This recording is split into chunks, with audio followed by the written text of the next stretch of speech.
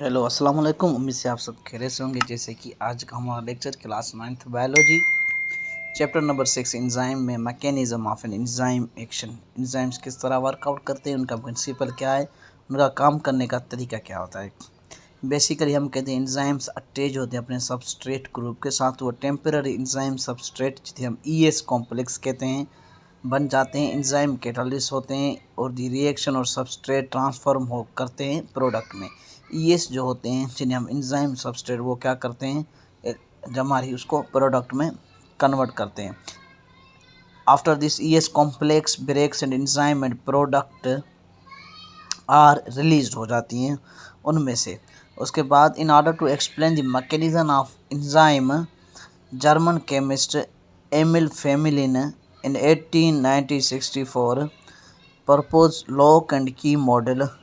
According to this model, enzyme and substrate possess specific shapes that fit exactly into one another. This model explains the specificity. Lock and key model किसने दिया था? M L Fisher ने, जिसमें उसने इसे समझाया detail में कि किस तरह एक लॉक के अंदर एक स्पेसिफिक की लगती है तभी वर्कआउट करती है। इस तरह एंजाइम के अंदर ऐसे स्पेसिफिक सबस्ट्रेट की साइट ही होगी तब भी एंजाइम वर्क करेगा। अदरवाइज़ आप उसकी अगर XYZ दूसरा कोई सबस्ट्रेट लगा लें और एंजाइम चेंज कर लें, या तो आप दूसरा एंजाइम ले लें उसकी सबस्ट्रेट चेंज कर लें, तो भी नॉट पॉसिबल है कि वो वर्कआउट करे। उस प्रिंसिपल को समझाने के लिए आप इस तस्वीर को देखें। फर्स्ट में सबस्ट्रेट को एक्टिव साइड में रखा हुआ है जो कि एंजाइम्स है, और दूसरी में एंजाइम्स और सबस्ट्रेट कॉम्प्लेक्स साथ में मिले हुए, और एंड रिजल्ट उसकी वो प्रोडक्ट बन रहे हैं एंजाइम से।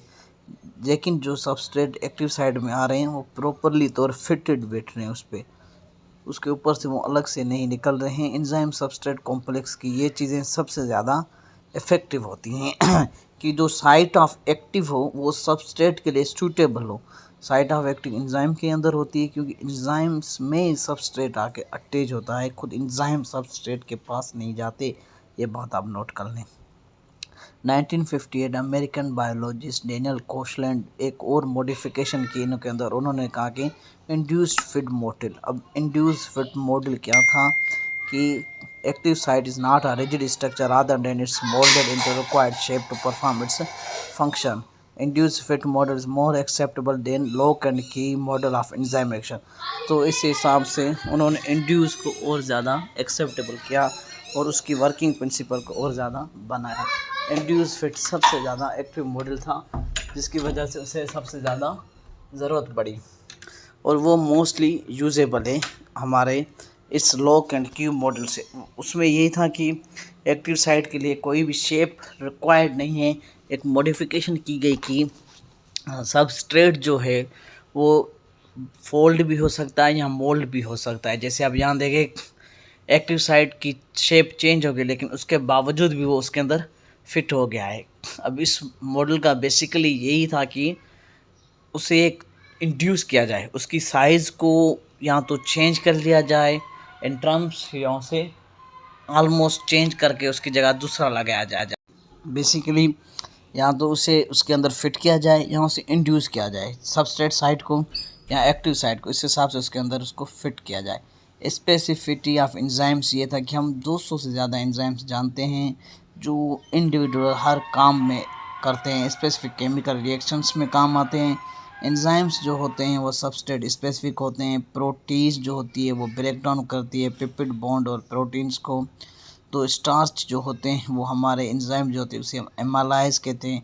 सिमिलरली लिपेज जो होते हैं वो लिपिड और डाइजेशन के लिए होते हैं, और ग्लाइसरॉल स्पेसिफिकली डिफरेंट एंजाइम्स होते हैं, और एक्टिव साइट्स होती हैं। प्रोसेस हमें स्पेसिफिक करते हैं, शेप्स डेट आर फॉलोड। अब जिस तरह पेप्सी ने, तो वो उसकी एक प्रॉपर चीज़ होगी, यानी पीएच होगी, सर्टेन पीएच एसिडिक होगी, उस हिसाब से वो वर्कआउट करता है। और वो कहाँ पे प्रेजेंट होगा? हमारे स्टमक के अंदर, जहाँ पे उसकी वर्किंग प्रिंसिपल होगी। इस तरह से अब यहाँ पे देख सकते हैं point out which substrate can actively fit. तो यहाँ पे सबस्ट्रेट एक्टिव साइट की 3 जो है वो इसमें फिट होगा। ये तो एक जनरल इसकी एग्जाम्पल थी कि एग्जाम्स कितना ज़्यादा एग्जाम्पल्स हैं अमाइलेज के लिए ये चीज़ें ये आप समझें। सो ये बेसिकली हमारा आज का लेक्चर था। होप कि आप सबको समझ आएगा। इसी के साथ ही हमारा ये चैप्टर ख़त्म हो गया, एंजाइम्स। Thank you.